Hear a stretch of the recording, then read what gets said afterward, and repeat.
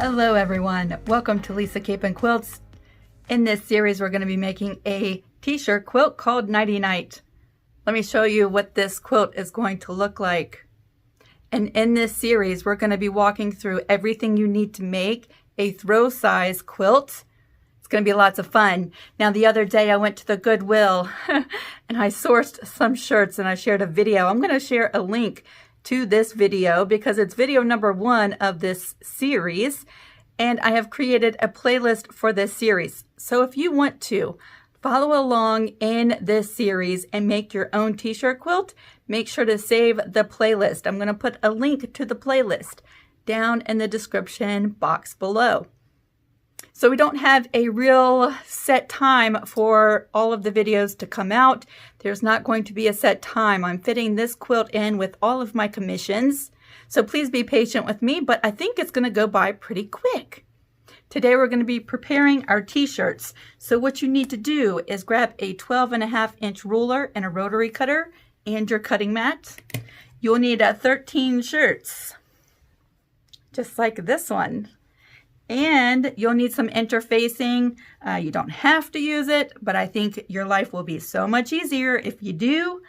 And yes, your iron, and you're ready to start for this week. At the end of this video, I'm going to share the materials that you need to prepare for our next video together. We'll start sewing some patchwork together.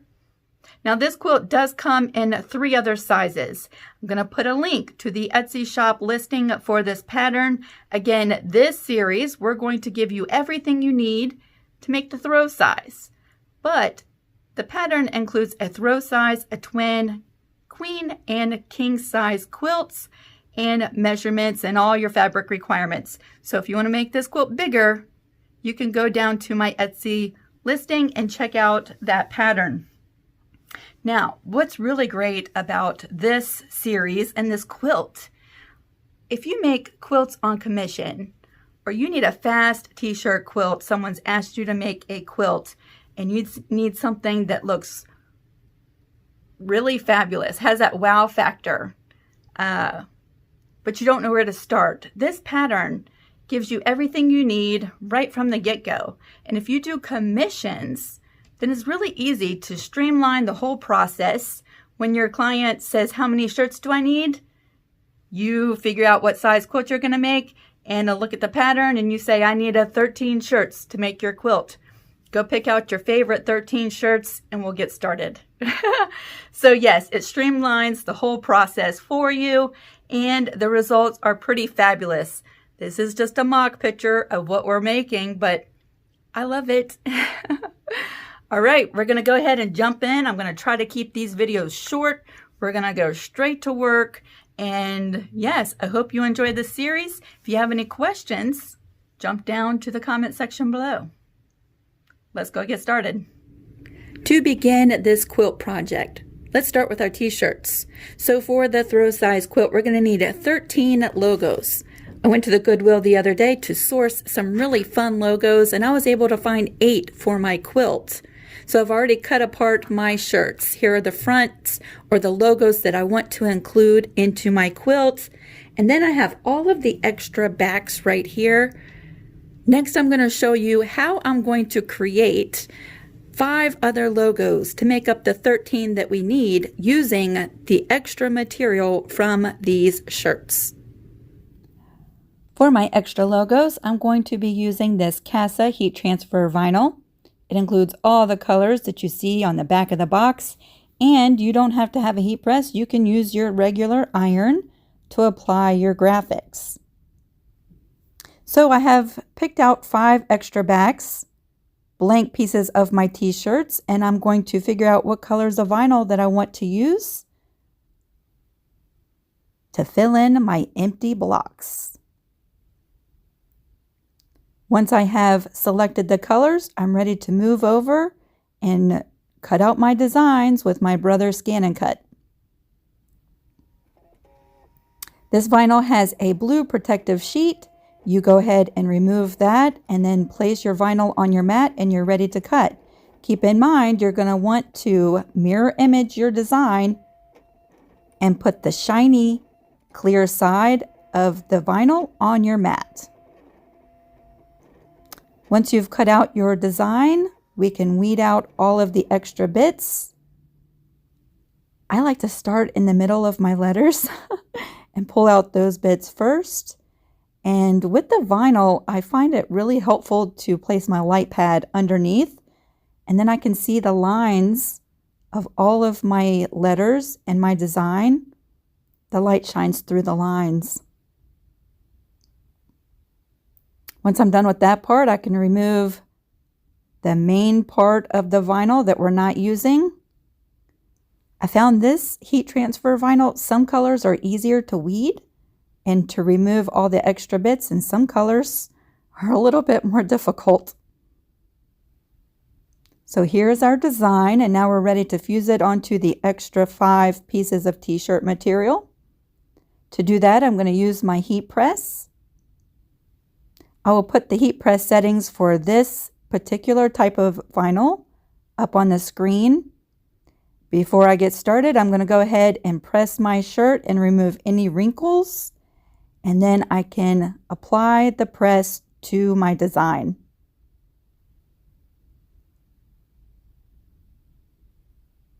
I'll do this for each one of my 5 designs. I can cool that off for just a second and then remove the carrier sheet. And at this point, I can go and heat press my 4 other designs.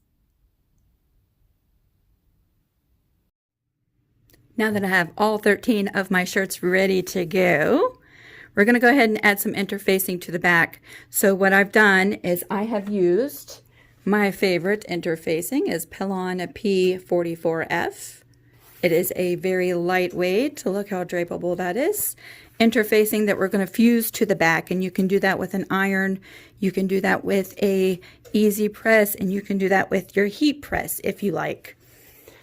Go ahead and pre-cut 13 squares that are about 13 inches by 13 inches.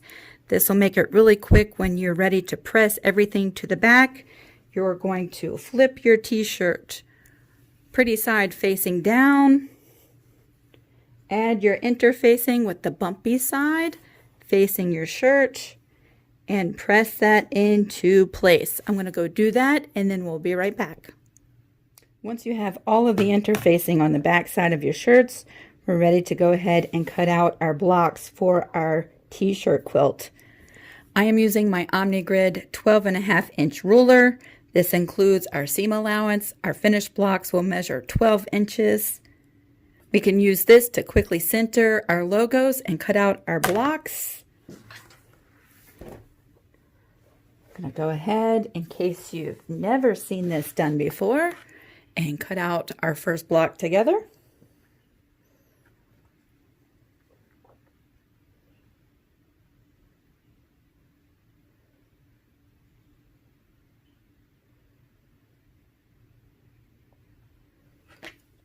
I think he's so funny.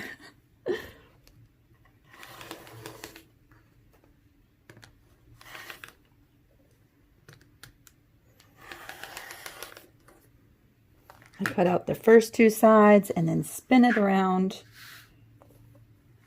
Line up our ruler one more time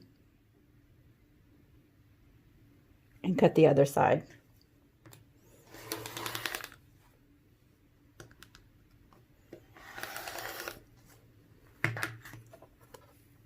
So here is our first block for our quilt, and I'll go through the stack and cut out the remaining 12 blocks, and then we're done for this week.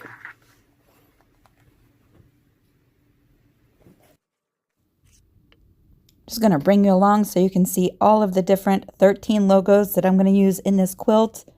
Really excited about this quilt because I get to keep this quilt. That doesn't happen very often.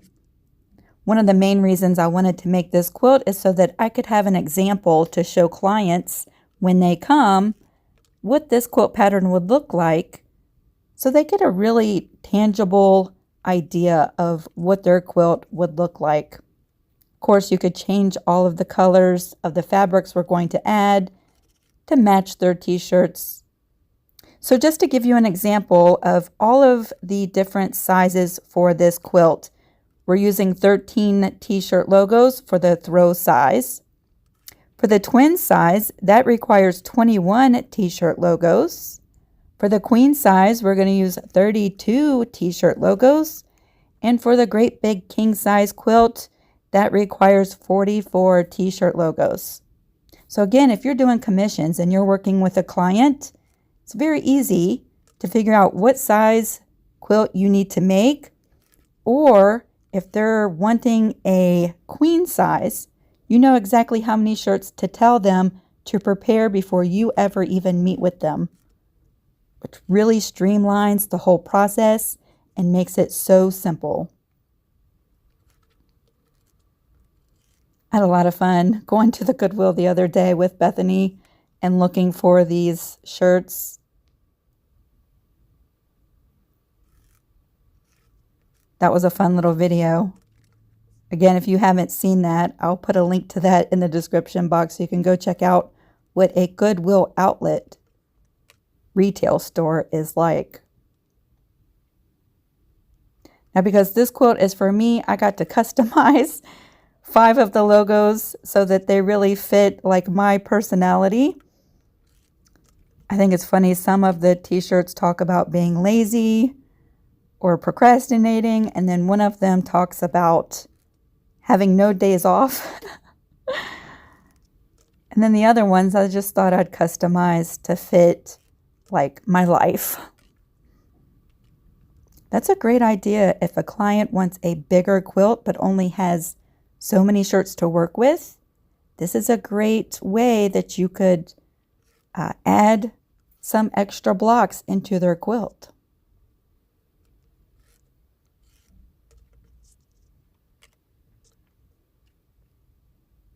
Coming down to the last 2 shirts.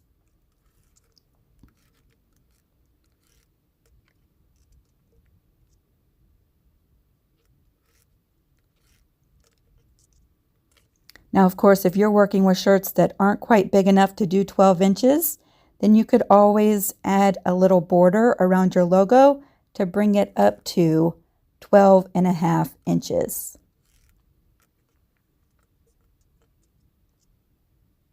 We will not be adding interfacing to the fabric that we are adding to this quilt. So let's take a look at their fabric requirements for next video. We're going to be doing the vertical sashing part. And so these are all of the pieces that you'll need to gather for the next time that we meet.